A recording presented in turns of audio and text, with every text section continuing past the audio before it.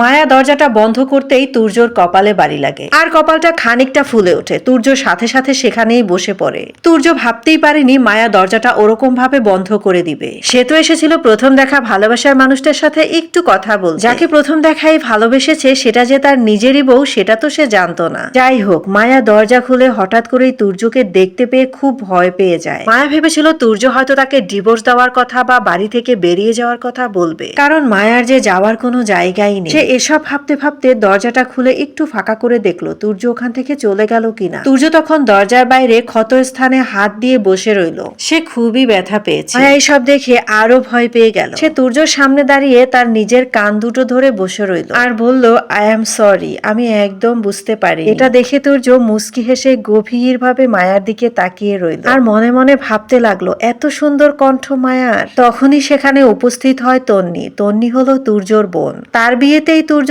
Singapore থেকে এসেছে। সে এসেই মায়াকে বকা দিতে শুরু করলো, কিরে মায়া, আজকে না আমাদের শপিং করার কথা, বিয়ের কেনাকাটা, তুই বিয়েতে কি পরবি কোনো কিছুই তো কিনলাম না। মায়া আস্তে করে বলল, তন্নি আপু, আমি এখনই রেডি হয়ে আসছি। তুর্য মুগ্ধ হয়ে মায়ার কথা শুনছিল। তখন তুর্য বলল, আমি তোদেরকে নিয়ে যাব। তুর্য নিয়ে যাবে সেটা শুনে মায়া অনেক ঘাবড়ে গেল। সবাই নিচে রেডি হয়ে বসে আছে। মায়া ঘর থেকে যেন বেরোচ্ছেই না। বেশ কিছুক্ষণ পরে মায়া নীল কালারের একটা থ্রি পিস পরে বেরোলো। তুর্য যেন চোখই ফেরাতে পারছে না মায়ার দিক থেকে। তারপরে তিনজন মিলে চলে গেল গাড়ির কাছে। তুর্য ড্রাইভ করবে আর মায়া আর তন্নি গাড়ির পিছনের সিটে বসলো। এটা দেখে তুর্য বলল, এই তোদের কি আমাকে ড্রাইভার মনে হয়? তারপর মায়া বলল, তন্নি আপু তুমি সামনে গিয়ে বসো। তন্নি বলল, একদম না, আমার হবু বর এখনই ফোন করবে, আমি আমার ভাইয়ের পাশে বসে কিভাবে কথা বলবো। মায়া বাধ্য হয়ে তুর্যর পাশে এসে সামনের সিটে বসলো। তারপর তারা শপিং মলে এলো। তন্নির বিয়ের যাবতীয় কেনাকাটা সব ওখান থেকেই করলো।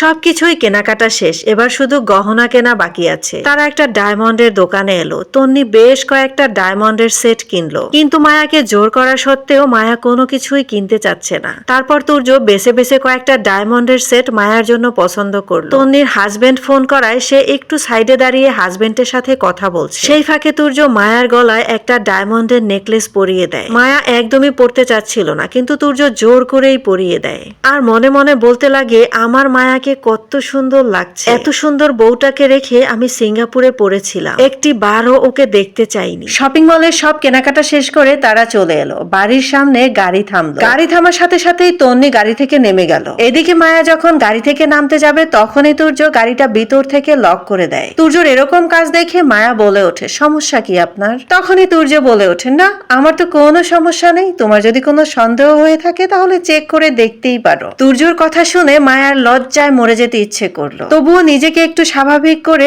মায়া বলল, ভাইয়া প্লিজ আমাকে যেতে দিন। তখনই তুর্য রেগে গিয়ে বলল, ভাইয়া ভাইয়া করছিস কেন? তোর কোনো যোগ্যতাই নেই আমাকে ভাইয়া বলার। আমার বোন হওয়ার যোগ্যতা কি তোর আছে? এ কথার মানি না বুঝে মায়া কান্নায় ভেঙে পড়ল। তারপর তুর্য মায়ার কান্না দেখে মনে মনে ভাবতে লাগলো, কান্না করলেও তোকে এত সুন্দর লাগে। তারপর তুর্য মায়াকে বলল, বোন হওয়ার যোগ্যতা না থাকলেও আমার বউ হওয়ার যোগ্যতা কিন্তু তোর আছে। এ কথা বলেই তুর্য গাড়ির ভিতর থেকে নেমে বাড়িতে চলে গেল। আর মায়াও কান্না করতে করতে বাড়ির ভিতরে এসেই তুর্যর চোখের দিকে চোখ পড়লো। মায়া চোখটা নামিয়ে দৌড়ে উপরে চলে গেল। ঠিক কিছুক্ষণ পরেই মায়া গেল তুর্যর ঘরে আর বলল, আপনি আমাকে ডিভোর্সটা কবে দিতে চান? আমি কিন্তু সত্যিই প্রস্তুত ডিভোর্স নেওয়ার জন্য।